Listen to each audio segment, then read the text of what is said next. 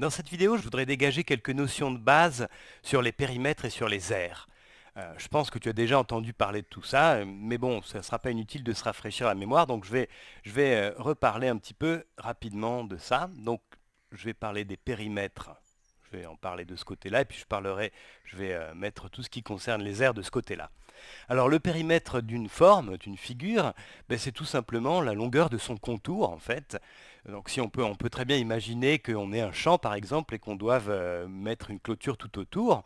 Donc là il va falloir mesurer par exemple avec un mètre ruban la distance de clôture qu'il va falloir avoir donc, pour faire tout le tour.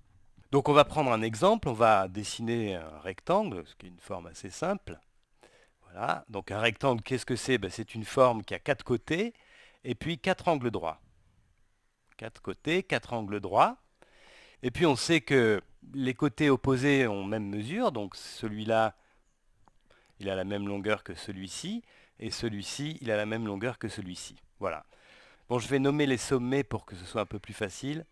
Donc ici, ça va être A, celui-là, je vais l'appeler B, celui-ci, je vais l'appeler C, et celui-ci, je vais l'appeler D. Voilà. Alors, bon, maintenant, supposons qu'on nous donne aussi la longueur du côté AB et la longueur du côté BC. Donc, on nous dit par exemple que AB c'est égal à 7 et que BC c'est égal à 5. Voilà, par exemple. Alors maintenant, si on a envie de calculer le périmètre du rectangle ABCD, comment est-ce qu'on va faire? Je vais l'écrire ici. Périmètre de ABCD. Donc pour faire ça, qu'est-ce qu'on va faire? On va imaginer qu'on doit faire le tour du rectangle. Donc on part par exemple de A et on fait déjà le côté AB.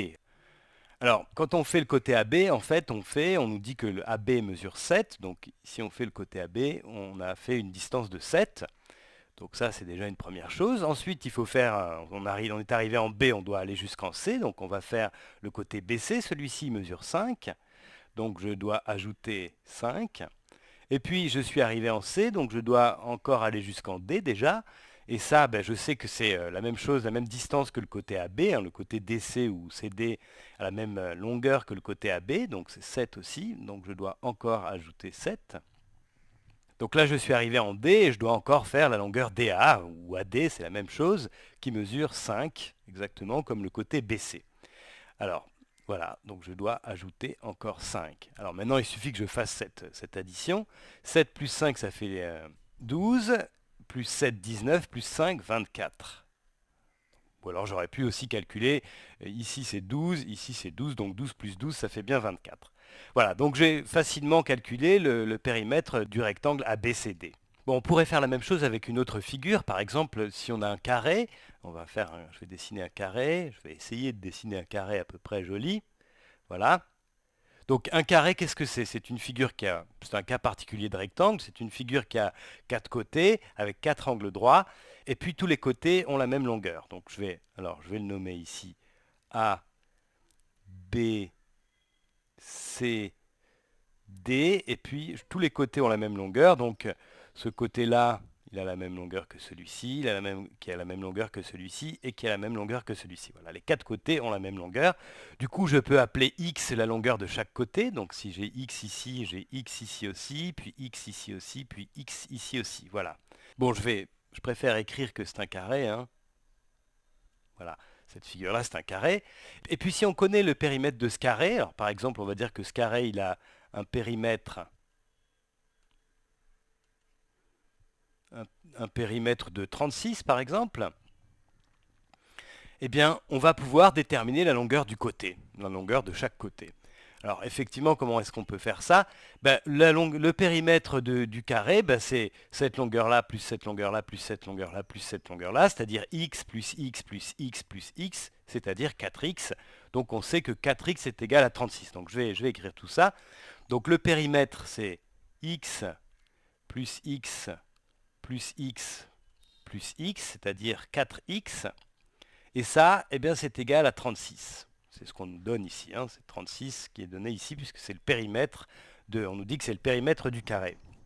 Alors, bon, ça, c'est une équation avec une seule inconnue qui est x. On pourrait la résoudre de tête très facilement, mais bon, je vais le faire ici. On va diviser des deux côtés par 4. Donc ça va nous donner 4x divisé par 4. Ça fait 36 divisé par 4, c'est-à-dire finalement x. 4x divisé par 4, ça fait x, et 36 divisé par 4, ça fait 9. Donc si on sait qu'un carré a un périmètre de 36, eh bien on peut en déduire que c'est un carré de 9 fois 9, de 9 par 9. Voilà, carré de côté, dont le côté mesure 9. Alors voilà ce qu'on peut dire rapidement sur les périmètres. Maintenant on va parler un petit peu des aires. Alors en général, l'aire d'une figure, l'aire d'une surface, c'est la mesure de l'encombrement que ça prend sur une surface en deux dimensions. Alors par exemple, une manière de voir ça, c'est de prendre des carrés de côté 1, donc c'est des carrés de 1 fois 1. Un carré de côté, ici ce côté-là c'est 1, ce côté-là c'est 1 aussi. Comme c'est un carré, en fait tous les côtés on mesure 1. Et on va dire que c'est un carré 1 par 1. Alors ça, c'est parce que, en fait, quand on a une figure en deux dimensions, c'est important de nommer deux dimensions, hein. Par exemple, ce rectangle-là, on pourra dire que c'est un rectangle de 7 par 5. Comme ça, on aura donné en fait la longueur de tous ses côtés, puisqu'on sait que c'est un rectangle, donc on sait que ce côté-là mesure 7, donc celui-ci mesure 7 aussi. Et si celui-ci mesure 5, alors l'autre aussi mesure 5. Donc quand on dit que c'est un rectangle de 7 par 5, en fait, on nomme les longueurs de tous ses côtés. Et ici, c'est pareil, quand on dit que c'est un carré de 1 par 1, on dit que c'est un carré de côté 1, donc tous les côtés ont longueur 1. Alors, une manière de voir l'aire d'une surface, l'aire d'une forme comme celle-là, par exemple, comme ce rectangle, eh bien, c'est d'essayer de le remplir avec des carrés de 1 par 1. En fait, ce carré de 1 par 1, on les utilise un peu comme une unité de mesure de surface. Donc, l'idée, c'est ça, c'est d'essayer de remplir ce rectangle par des carrés de 1 par 1, et puis ensuite, on va compter combien de carrés on a pu mettre dans cette figure-là. Alors ici, par exemple, pour remplir ce rectangle par des carrés de 1 par 1, je vais commencer par diviser la longueur AB ici en 7, puisque j'ai 7. Donc je peux avoir 7 segments de côté 1, de longueur 1. Donc je vais en faire 1, 2, 3, 4, 5, 6 et 7. Donc là, je peux tracer des bandes en fait. Donc ce sont des bandes de largeur 1 que j'ai tracées ici.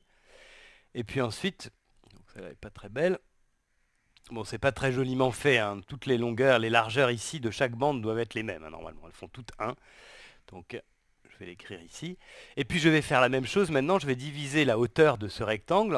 Ici, j'ai 5, donc je peux faire rentrer 5 segments de 1 unité. Donc c'est ce que je vais faire. 1, 2, 3, 4 et 5. Voilà, donc là, je vais pouvoir tracer des bandes aussi. Donc là, c'est pareil, hein, la hauteur de chaque bande devrait être de 1. Et voilà. Et là, en fait, j'ai divisé ma surface ABCD, la surface du rectangle ABCD, en plusieurs petits carrés de 1 par 1. Voilà. Ça, c'est un carré de 1 par 1 ici. Et en fait, maintenant, je vais compter combien de carrés de 1 par 1 j'ai mis. Alors bon, en fait, ça, c'est directement une multiplication, hein, c'est la multiplication de 7 par 5. Parce que ici, j'ai 1, 2, 3, 4, 5, 6, 7 colonnes. Et puis 1, 2, 3, 4, 5 lignes. Donc j'ai 7 fois 5 carrés de 1 par 1. Alors maintenant, du coup, je vais pouvoir écrire ce que c'est que l'aire de ce rectangle. Alors il y a une notation assez courante, hein, c'est d'utiliser un A rond, arrondi. Et puis on écrit ensuite le nom de la figure. L'aire de ABCD, eh bien ici, ça va être 7 fois 5, et donc ça fait 35. Et bon, ça rejoint assez bien ce que je disais tout à l'heure sur le nom de cette figure. On disait que c'est un rectangle de 7 par 5. Eh bien, son aire, c'est 7 fois 5, c'est-à-dire 35. Alors, la formule générale, du coup, pour obtenir l'aire d'un rectangle, par exemple, c'est tout simplement de multiplier une dimension par l'autre dimension. Donc, on a une figure en deux dimensions et on fait la première dimension multipliée par la deuxième dimension et ça va nous donner l'aire de la figure, si c'est un rectangle. Alors, par exemple, si on a un rectangle de côté, alors je vais le faire comme ça, un côté mesure 1,5 et l'autre côté mesure 2, eh bien en fait, l'aire de ce rectangle-là, ça sera 1,5 fois 2. Donc 1,5 fois 2, ça fait 1. Et effectivement, ça, on peut le voir assez facilement parce que si on dit que ce côté-là mesure 1,5, eh bien ça veut dire qu'en fait, selon cette dimension-là, on peut avoir seulement la moitié d'un carré. Donc ici, je peux dessiner un carré. Voilà. Mais là, j'aurai seulement la moitié d'un carré. Et puis ici, j'ai aussi j'ai une autre moitié. Donc voilà, j'aurai une autre moitié. Et en fait, on voit qu'à ce moment-là, cette moitié-là, on pourrait très bien la mettre par ici et on aurait un carré de 1 par 1. Donc ça correspond tout à fait à ce qu'on a dit. L'aire de ce rectangle de 1,5 par 2, ça vaut 1. Alors maintenant, on peut aussi calculer l'aire d'un carré, comme on a fait tout à l'heure avec le périmètre. Alors si on se donne par exemple un carré, je vais dessiner un carré ici, voilà à peu près. Je vais l'appeler S, X, Y, Z. Et si par exemple je sais que ce carré, le côté vaut 3, c'est un carré de côté 3, donc c'est un carré de 3 par 3. Voilà. Alors si je veux calculer l'aire de ce carré, ben, je vais tout simplement écrire ça, puisque l'aire de l'aire du carré S, X, Y, Z, eh bien c'est un cas particulier de ce qu'on a vu tout à l'heure. Il faut faire tout simplement une dimension par l'autre dimension, donc ça fait 3 par 3. Et ça, c'est ce qu'on écrit comme 3 au carré. Alors effectivement, là on comprend aussi pourquoi on dit 3 au carré, parce que c'est simplement l'aire du carré de côté 3. 3 fois 3, 3 au carré, ça fait 9. Et effectivement, on voit très facilement que dans ce carré S, X, Y, Z, on peut très bien placer 9 carrés de 1 par 1, puisqu'on peut le diviser en 3 bandes et puis ensuite en 3 lignes. Et là, on voit qu'on a pu placer 9 petits carrés de 1 par 1 dans notre carré S, X, Y, Z.